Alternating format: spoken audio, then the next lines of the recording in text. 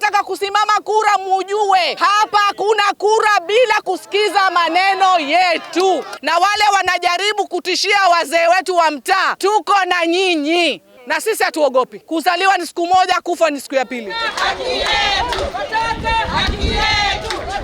Wakazi wa eneo la Kiembeni, kaunti ya Mombasa, wameeleza wasiwasi kuhusu madai ya kuwepo kwa unyakuzi wa baadhi ya maeneo ya ardhi ya umma katika makazi yao. Ghafla tunaona kiwanja kinachukuliwa. Hii ndio sababu, ndio kilio chetu cha leo, kwamba wahusika waache hii land grabbing, na sisi kama wana Kiembeni, wana Blue Estate hapa tumewapatia notice. Kupitia chama cha wakazi cha Kiembeni Blue Estate, wanadai kuwa sehemu ya ardhi iliyotengwa kwa matumizi ya umma imevamiwa na kugawiwa kinyume cha taratibu, hali wanayosema imeathiri miundombinu muhimu ikiwemo barabara na mifumo ya maji taka. Lakini cha kushangaza ni kuwa sisi hatujapinga chochote, lakini mbunge akifanya jambo hapa lazima atuhusishe kama wenyeji na wenye nyumba. Hii kiwanja si ya mtu.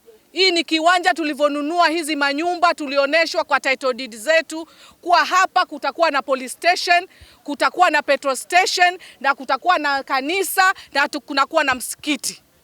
So sisi tunashindwa kuwaje mbunge anekuja bila kutuhusisha sisi, na sisi hatujakataa maendeleo yake, lakini tunamwambia haje chini hapa azungumze na sisi watu wa Kiembeni.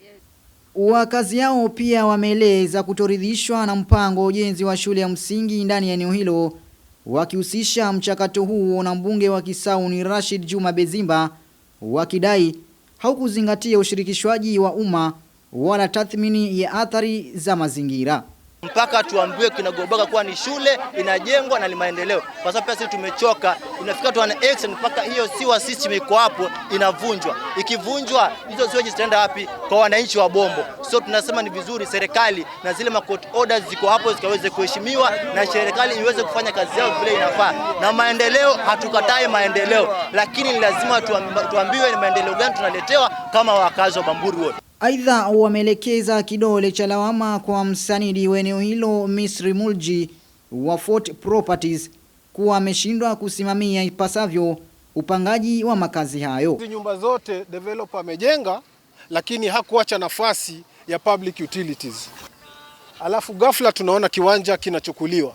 Wahusika waache hii land grabbing, na sisi kama wana Kiembeni, wana Blue Estate hapa tumewapatia notice.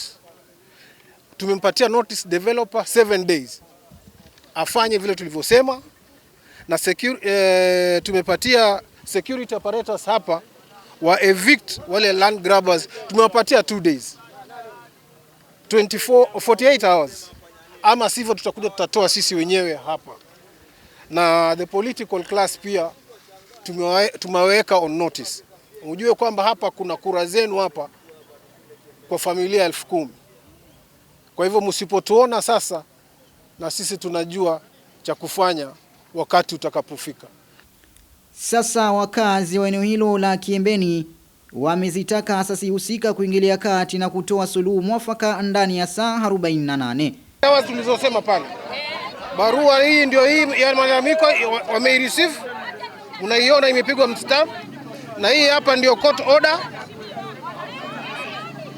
Court order ndio hii pia imekuwa received.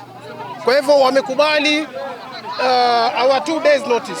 Baada ya siku 2 kama hakutakuwa na chochote pale, tunaingia tunatoa sisi wenyewe. Bezimba akuje hapa mwenyewe. Nikiripotia runinga ya Al Hajar TV kutoka eneo la Kiembeni, wodi ya Bamburi, kaunti ya Mombasa, mimi ni Abdurrahman Toya.